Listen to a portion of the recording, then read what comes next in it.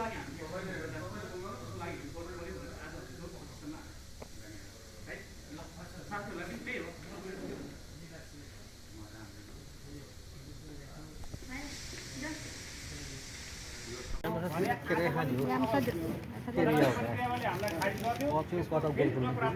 सङ्घर्ष बिना अरू हाम्रो केही पनि रहेन।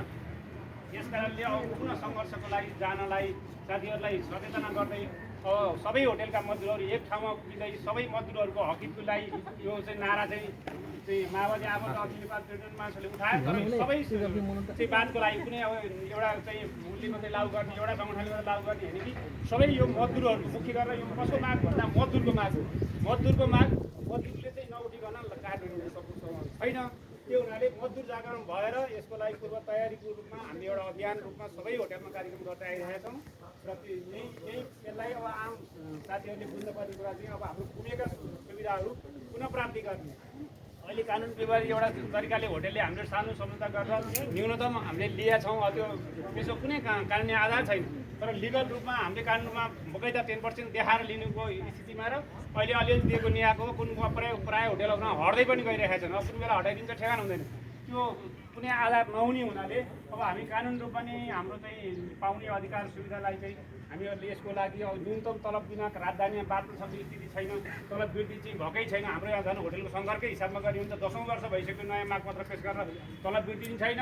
हामीले चाहिँ खाइपी आएको सुविधाहरू चाहिँ पनि गुमिएको छ र हाम्रो ग्रेड 7% खाइरहेको थियौँ घटाएर 5%मा आइयो।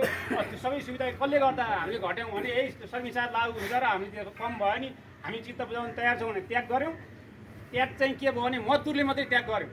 व्यवस्थापकको त त्याग केही पनि भएन। अब अहिले जुन समायोजन भयो रेट बिलमा एउटै छ तर कसलाई घाटा भयो भन्दा विशुद्ध मजदुरलाई घाटा भयो। यो उपभोक्ता मञ्चले मजदुरको विषयमा उनीहरूलाई कुनै व्यवस्था गर्यो अदालती प्रक्रियाले मजदुरलाई व्यवस्था गर्यो। कसले वास्ता गर्ने भन्दा कमसेकम एउटा मजदुर सङ्गठन त उत्रिएको हो। कमसेकम यसलाई लाग्नुपर्छ र यसको सबै मजदुरहरूले पाउने अधिकारको लागि हामी पछि हट्नु हुँदैन। राजधानीमा न्यूनतम सेलरले मजदुर बाँच्न सक्दैन। उसको परिवार यहाँ टिक्न सक्दैन। नसकिसकेपछि हरेक क्षेत्रका मजदुरहरू पलायन भएर विदेश जाने स्थिति बनिसक्यो।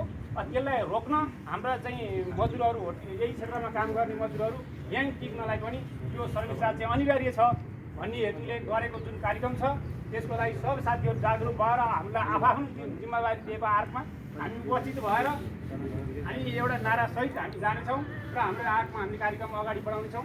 मुख्य गरेर यी मुद्दाहरूमा साथीहरूले अझै थप जानकारी गराउनु हुनेछ। त्यति भन्दै मेरो दुई शब्द भन्छु। हस् धन्यवाद अबु भाइलाई र उहाँले केही हदसम्म भनिसक्नु भएको छ र यस पछाडि अन्जु म्याडमलाई म आफ्नो केही कुरा राखेर साथीहरूलाई थप प्रकाश पारिदिनको लागि अनुरोध गर्दछु। Thank you. यो प्रतिष्ठानको सचिव जम्बे अखिल नेपाल होटल क्यासिनो तथा मजदुर सङ्घ केन्द्रीय समितिले आयोजना गरेको सेवा शुल्क कानुनी रूपमा पुनः प्राप्तिको दबाव आन्दोलनको लागि यहाँ पाल्नुभएका सम्पूर्ण मेरो यस अभियानका अध्यक्षता गरिरहनु भएको कमरेड लगायत सम्पूर्ण केन्द्रीय पदाधिकारी र सम्पूर्ण यहाँ उपस्थित हुनुभएका श्रमिक साथीहरू अभिवादन स्वीकार्नु। यस मजदुर जागरण अभियान भनेको यस कार्यक्रम चाहिँ कसरी आयोजना भएको छ भने हामीले 17 वर्षदेखि 16-17 वर्ष सबै मजदुरहरूले पाइरहेको मजदुर लगायत म्यानेजमेन्ट लेभलसम्म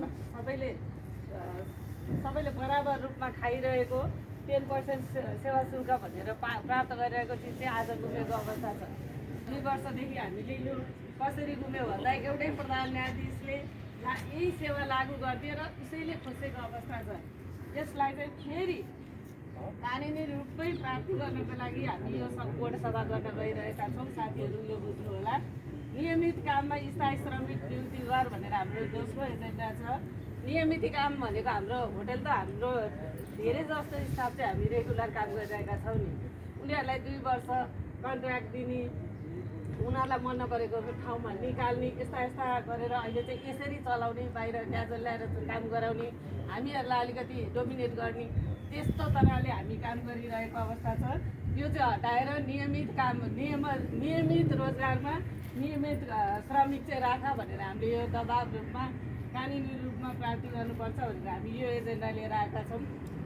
साथीहरू बुझ्नु होला, पर्यटन क्षेत्रमा काम गर्ने श्रमिकलाई नेपाल सरकारले श्रेणीविहीन कर्मचारी स्वसरका न्यूनतम वेतन कायम गर भनेको छौँ।